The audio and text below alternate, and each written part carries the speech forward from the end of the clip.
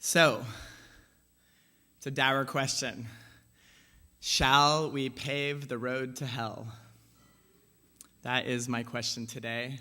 Hopefully it brings to mind for you the popular maxim, the road to hell is paved with good intentions. This, of course, is the observation that the world is a far more complicated place than we generally imagine, and that a lot of the bad stuff that's done in this world is done with the hope of improving it. Examples litter our lives. In fact, just the other day, I had a moth breakout at home, and I'm obsessed with woolen items. And at a complete loss of how to protect my favorite sweater, I read that I could put it in the freezer while I went out of town, and that would kill the wool moths. So I did. And when I returned, somehow my precious sweater had been pulled through the ice maker. Not only could I not extract it without cutting the sweater, but I broke the ice maker. Other examples, a little less funny, are still very familiar to us. And today we burn fossil fuels to enable development that is supposed to increase people's standards of living, but that same energy ends up trapping heat in our atmosphere. And now we're teetering on the edge of using very novel climate technologies called geoengineering in emergency efforts, but these technologies may likely have even more disastrous consequences. So we must underscore the amount of ignorance that we confront whenever we try to do anything. The photo on the cover of our order of service today is of a courageous group of citizens putting themselves in front of bulldozers to protect Utah lands from a Canadian firm that the U.S. has recently permitted to extract tar sands from eastern Utah. And yes, we are indeed literally paving ourselves with fossil fuels into the only type of hell that I've ever been aware of, one here on Earth. We just finished another record-breaking June, which followed 13 months that each broke their respective month's record. It won't stop.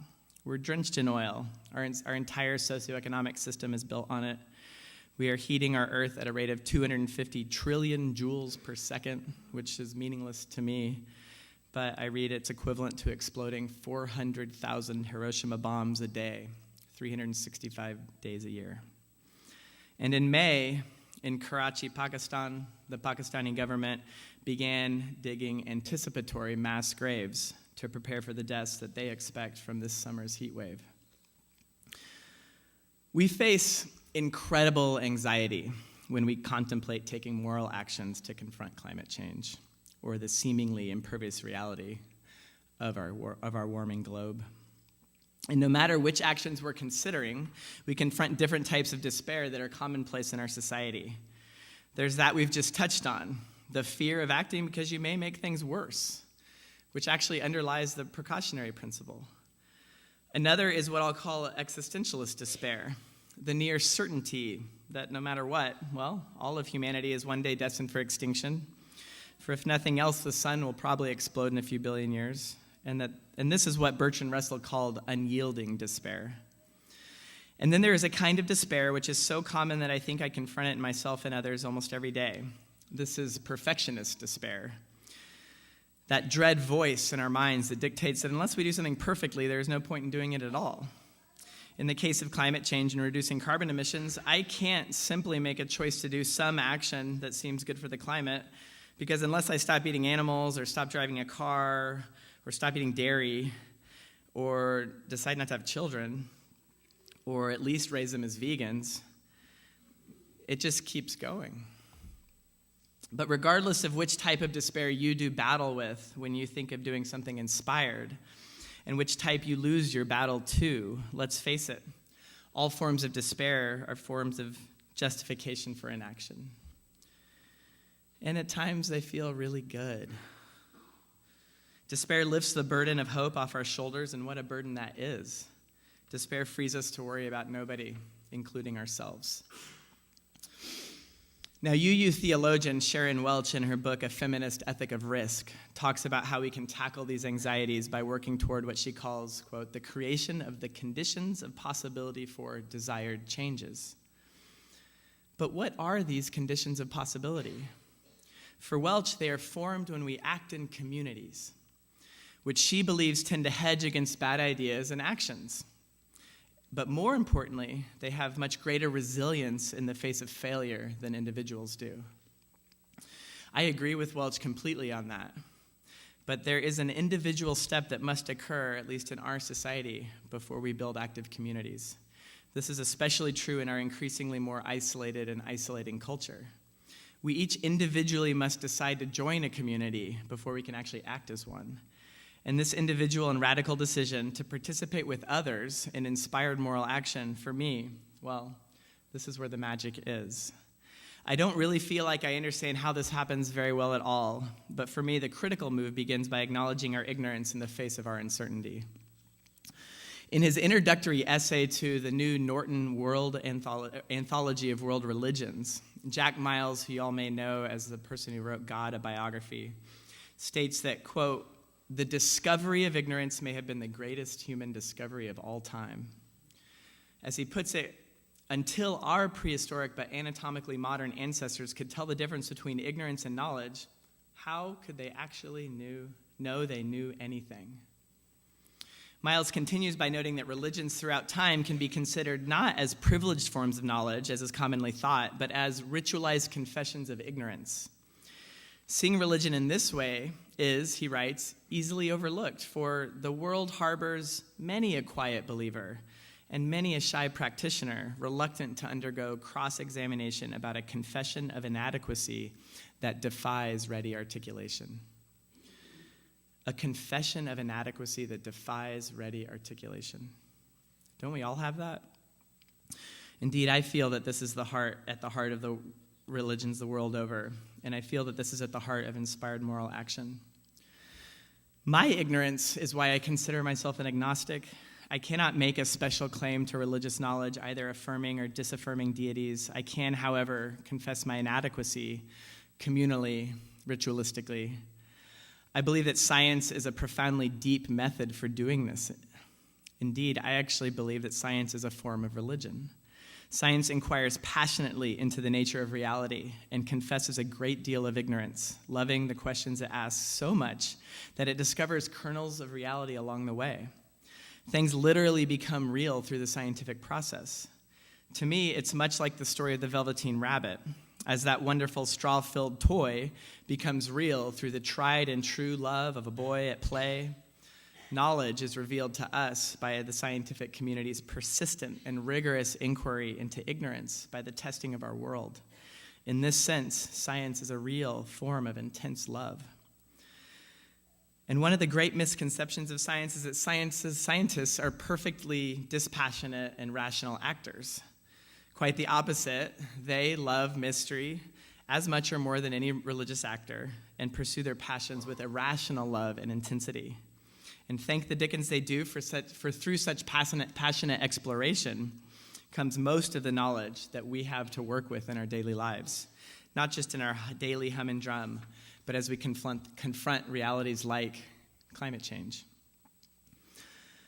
As we just heard in the readings, true science does a great job of acknowledging ignorance. Even Steven Weinberg, our local Austenite Nobel laureate in physics, as we just heard, wrote that fewer natural phenomena can be precisely explained than physicists originally thought. That was in 2013. And as Jack Miles puts it, quote, "Scientific progress is like mountain climbing. The higher you climb, the more you know, but the wider the vistas of ignorance that extend on all sides. The result is that our ignorance always exceeds our knowledge, and the gap between the two grows infinitely greater, not smaller, as infinite time passes."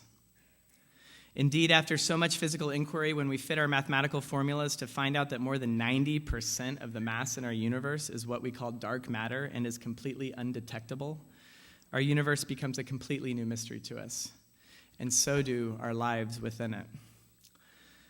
The worst part is that we cannot even admit it. We are an arrogant species. And the last thing we want to do is let go of our fundamentalist beliefs. And we all have them, whether they are quote or unquote religious or quote or unquote scientific. The last thing we wish to do is admit how little we know. The notion of ignorance has indeed taken on a very unique and complicated valence when it comes to climate change. This is because instead of acknowledging ignorance, many people today actually celebrate it, especially here. These days, there are very few scientists that deny human-caused climate change, and those that do are paid handsomely to do so, as historian Naomi Oreskes makes very clear in her book, Merchants of Doubt. But to my mind, the critical reason we must acknowledge our ignorance is because it enables us to recognize what we actually do know.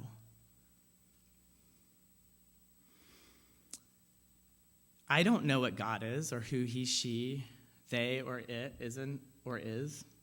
I do not know what dark matter is, or whether what lays beyond our universe are parallel universes through infinite space. Just as I don't know how to speak the Basque language, or even French, or any other language other than English and Spanish. I don't know the mystery of the world, and it does actually terrify me. But I do know that I'm alive. And in the same instant where I recognize my vitality, I also recognize that I am simultaneously very grateful for my life. And this, to me, is the essential recognition. Gratitude for living, to my mind, is the natural result of a confession of ignorance. And it is the seed from which grows inspired actions. I don't know exactly how climate change will play out in what remains of my lifetime, but I do know that it will play out most disastrously for those who cannot afford to cope with it, and that we will have many reenactments of what happened in the 9th Ward of New Orleans during the flood that many called Hurricane Katrina. I don't know all the places this will happen, but I do know that many, many of them will happen in Bangladesh, in Vietnam, in China, in India, and along the coasts of Africa. For those who are impoverished on the coastlines of the world, I do know that sea level rise will mean refugee status. And I now know that people in large cities and deserts like Karachi will be and are preemptively digging mass graves. I don't know who will set aside the money to help these people, and I don't know how our energy economy will transition from fossil fuels. But I do know we need hundreds of billions of dollars set aside to help them, and I know that we need to change our fossil fuel lifestyles. Those who deny climate change are not acknowledging ignorance. They are not loving anything. They are closing their eyes and their hearts out of tremendous fear for old livelihoods. They come in many forms, but all are putting their heads in the sand. But it's not just sand. It's sand along a beach at low tide. Still, the problem isn't so much them. It's the rest of us, standing right next to them. Our heads may be out of the sand, and we may see the tide rising, but we are in despair, and we are paralyzed. So how do we act amidst uncertainty? How do we collectively pull our heads out of the sand? How do we open our eyes to inquire into mystery and ignorance? And once we have done that, how do we become grateful? Open our bank accounts, our homes, to the environmental refugees that we expect? Well, I don't actually know. I, too, tend to despair, and I don't think that's going to end anytime soon. I just wish to learn to do it with more humor, as David Byrne and the Talking Heads have just done in this great song we just heard. I'm going to seminary as an agnostic because I yearn to know why exactly do certain people act courageously in a world full of mystery and uncertainty, and often at great personal risk in inspiringly ethical ways. Because it does happen every day. I'm particularly wondering about why a village in the Netherlands called New Landa so courageously hid Jews during the Holocaust, so quietly, without even talking about it. They just automatically began doing it at exceptional personal risk. There are many other types of examples, yet often folks who do these things describe their actions in a double negative, as having acted when they simply could not act. But what grounds such moral action? An article by Austin's ethicist Bill Greenway recently introduced me to the Jewish philosopher Emanuel Levinas. Levinas, a Holocaust survivor, characterized these types of actions as being passionately taken hostage by the face of the other through a type of love. This is the same love that Jews and Christians might call agape love. Seized by the suffering of another, we are compelled to act not out of some a priori dispassionate reality, but precisely the opposite. Our moral response takes priority and comes first as we grapple with the reality of the suffering before us. I know about the Karachi graves thanks to a direct action a few weeks ago that Tim DeChristopher and Corinna Gore staged so that we would know about it amidst the hell on earth that we've come to know here locally in the last month. Tim, a UU seminarian, and Corinna, the daughter of Al Gore, and a bunch of other ministers were arrested for lying in a ditch being dug for a fracking pipeline in Boston. And as Tim put it in an interview with Democracy Now! The next day, when he heard of the anticipatory mass graves in Karachi, quote, "It just broke my heart in a whole new way. It just really weighed on me and wouldn't let go. You know, it was one of those things that just settled deeply into my heart, and I felt really compelled to take action." You may know Tim from the movie about him called Bitter 70. If you haven't seen that, please do. Tim did not ask the question, why act morally? Because the question never even surfaced for him. And when we act like mad scientists, when we do not do it so we do not do it so rationally either. Often, we've already acted out of our passion and inspiration. Being taken hostage, it felt like we didn't have free will. Or we've hardened our hearts and not acted at all. It is only from this last place that the dispassionate question, why act morally, can arise. So I agree with Levinas about the hostage-taking that happens. Inspired moral action is indeed doing that which one cannot not do. If a confession of ignorance amidst mystery is the soul of religion, and that confession provokes deep gratitude, then simply living with your eyes open is at the heart of the religious experience. It really is simply a form of witnessing. So what are the preconditions of possibility for inspired moral action that Welch talks about? I believe they begin with acknowledging our inadequacy, such that when the sensation of gratitude for our existence arises in juxtaposition with the uncertainty of the universe, we will see Levinas's faces. And a few among us, spontaneously, passionately, and indeed rather irrationally, will make risky and responsible moral actions. As Jack Miles puts it, even the most reasonable among us must close the gap between indecision and decision, paralysis and action, not with knowledge, but with something else. I expect the darkness of ignorance to continue to surround me until my dying day. In a sense, that darkness is my enlightenment. True despair, or paralysis in grief or fear, is a severance from acknowledgement of mystery and uncertainty. It is a rejection of the gratitude and awe that such uncertainty provokes. Frequently, that rejection takes the form of certainties, of know-it-all fundamentalisms, built almost exclusively on fear, like those of some climate deniers. Fundamentalist certainties are the opposite of the kernels that make up the steps on our small mountains of knowledge. They are the opposite of inquiry and of love. They are much more like the Dementors in Harry Potter, sucking all questions and with them all reality and love away from us. A huge problem with the way climate issues are discussed is indeed through their negativity, through their apocalyptic tones. Talking about it in apocalyptic tones doesn't help us address it. Hearing that it will make humans go extinct only creates an incredible amount of fear, despair, and more paralysis. Humans are like deer in the headlights in front of those headlines. And the denial these headlines produce is exactly the same denial that climate deniers know. David Sabel, the child psychologist, calls this ecophobia, the inability to psychologically process dread. And he doesn't think we should tell these stories to our kids. I am not interested in dread or apocalypse or hell at all, on earth or anywhere else. Instead, let's acknowledge what we do and what we don't know. We don't know that humans will go extinct from climate change. In fact, it seems quite unlikely, since we do know that the rich are very likely to adapt with little trouble. We do know that the poor are the ones who will bear the brunt and may experience massive devastations. So let's own up to it and take the attitude of David Byrne of the Talking Heads and find some joy amidst the doom on our road to nowhere.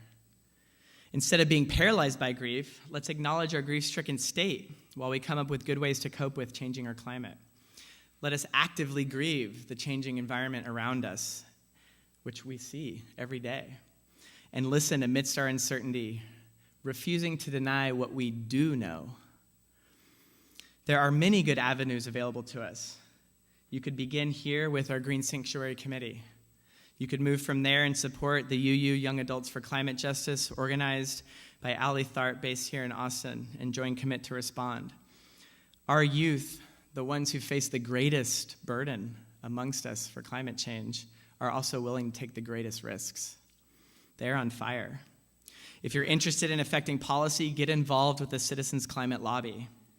If you might like to take direct, peaceful actions, which are most often the most powerful, join Peaceful Uprising, Corinna Gore and Tim DeChristopher. But whatever you do, don't do it perfectly. And please do it in community. So I'll conclude with the question Sharon Welch so brilliantly asked us to consider. What improbable task with which unpredictable results shall we together undertake today? And will you join me in paving the road to hell?